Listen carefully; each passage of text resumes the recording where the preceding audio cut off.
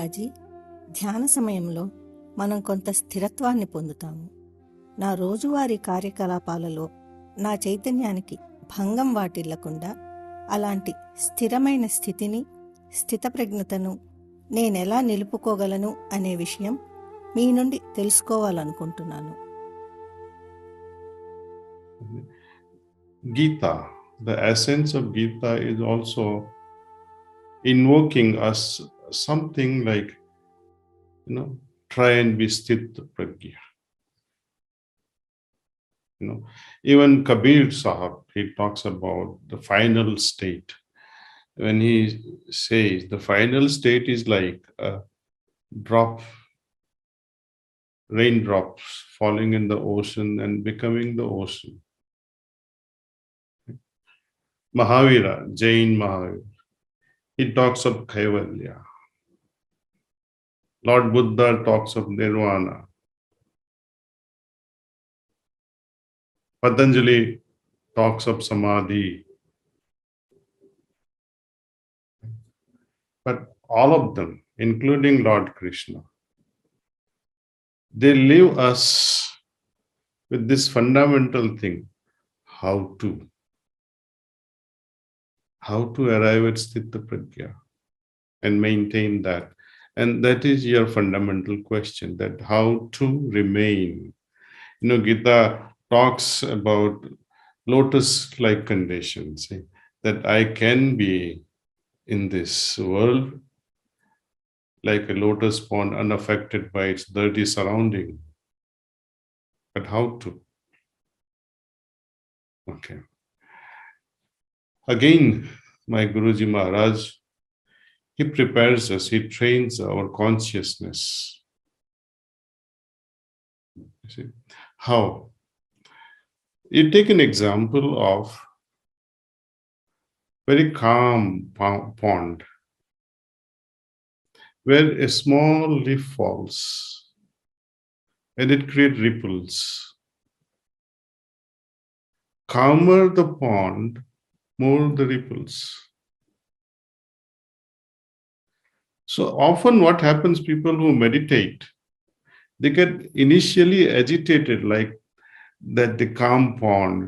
And if you're people like me, like in the beginning, when I used to meditate and feel calm, and my wife would early in the morning would say, why don't you get up and finish your breakfast? I said, my God, it is like a rock falling on the calm pond. It creates tsunami in your mind at that time, see. But you encounter many tsunamis, little by little, and then say, okay, they can throw rocks, they can throw mountains, even the moon can fall in the ocean, but I will remain calm. See. It is through practice and practice alone that I become invincible. Main thing is this, that when my consciousness evolves, my understanding also evolves. So when somebody is quibbling with me, somebody is getting irritated, and when I am able to listen to that person with a quiet mind and a right understanding, then I will not create those waves that you are talking about, high and low waves. I will remain like this. So it is my understanding.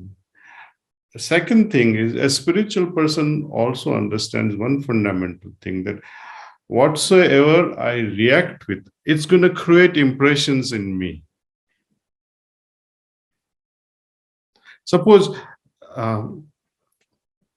my family member did not reciprocate favorably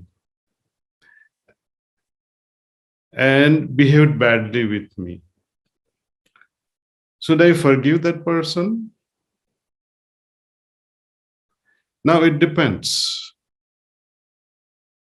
If that act keeps repeating, I don't have to offer the other cheek, as Lord Jesus says, that when somebody hits you on one side, you offer the other cheek.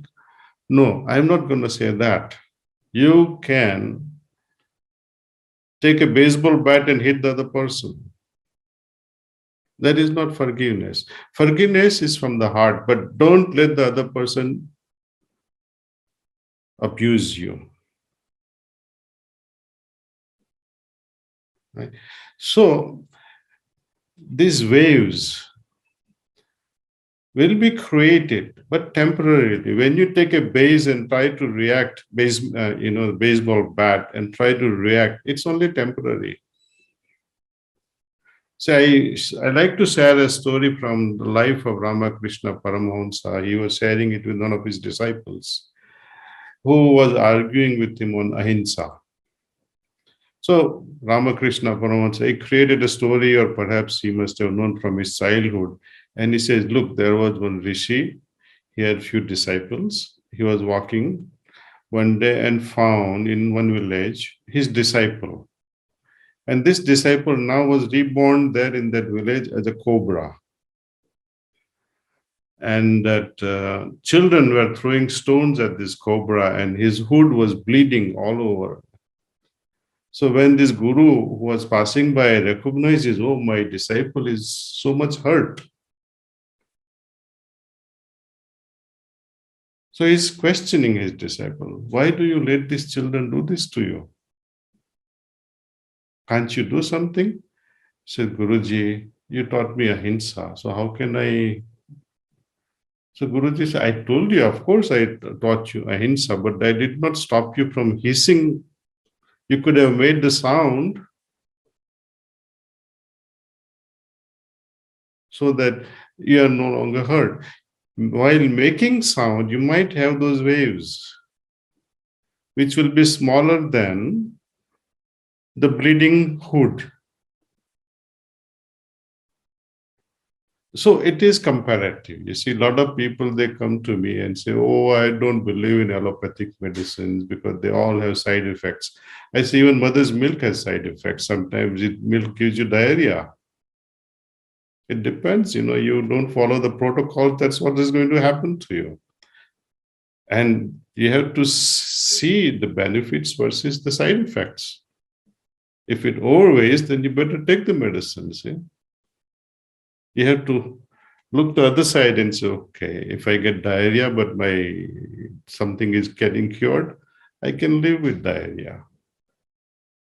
I can live with acidity. I can drink some antacids. But don't make a fuss about that. Oh, this is a side effect and that. There is every individual also is creating side effects on another individual. Are you divorcing them? No, we don't. We mutate. Bacteria knows how to mutate. Even this COVID knows how to mutate against humanity. See, we all are trying to kill COVID. You can't finish it. They will mutate. If they can mutate, with just through 2-3 DNA strands, why can't we change? We can also change. Of course, some actions requires or creates bigger waves, not only in us individually, but in others also, because our action is going to make noise. When you are trying to make a broad change in something or in your administration or in your way of life, that can create waves. It's okay. But your ultimate purpose is what? Harmony. So many times you have to fight many wars to create harmony. And Mahabharata is one example.